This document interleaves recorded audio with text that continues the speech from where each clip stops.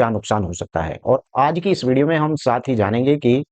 अगर ग्राम पंचायत की भूमि पर आपके द्वारा कब्जा कर मकान बना लिया है तो इसकी शिकायत कौन कर सकता है, इससे बचने के क्या उपाय होते हैं। तो चलिए, वीडियो शुरू करने से पहले आपसे गुजारिश है कि अगर आप लोग पहली बार इस यूट्यूब चैनल पर आए हैं तो कृपया चैनल को सब्सक्राइब जरूर कर लें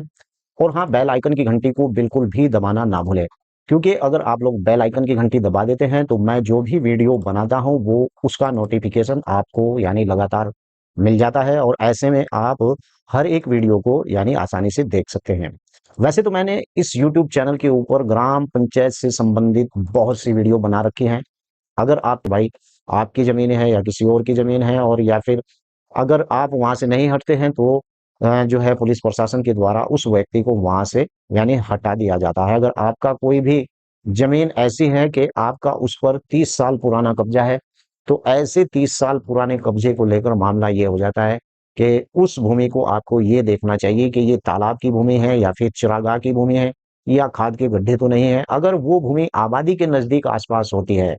तो वहां कुछ चांस होते हैं कि आपको छोड़ा जा सकता है, लेकिन अगर भूमि चरागाह की या तालाब की भूमि है तो इस पर आपको वो भूमि खाली करनी ही पड़ेगी।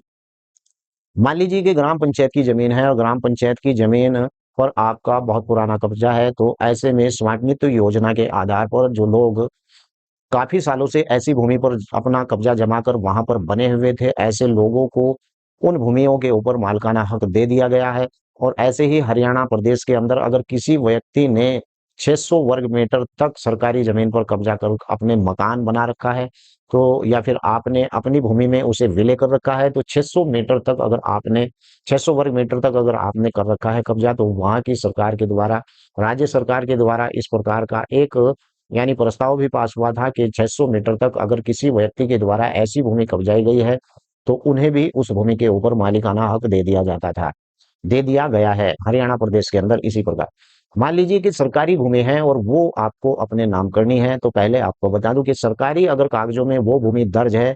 तो सरकारी कागजों की जो भूमि है वो हमेशा आपके नाम कभी भी नहीं हो सकती है। अगर सरकार ने आपको इस प्रकार का कोई आवासीय पट्टा दिया है, उस पर आपने मकान बना लिया है और फिर काफी समय उस पर गुजर गुजर जाता है लेकिन लोग आपकी फिर भी शिकायत कर देते हैं, तो ऐसे में ग्राम समाज की जो पट्टेदार भूमि होती है जिस पर आपने मकान बना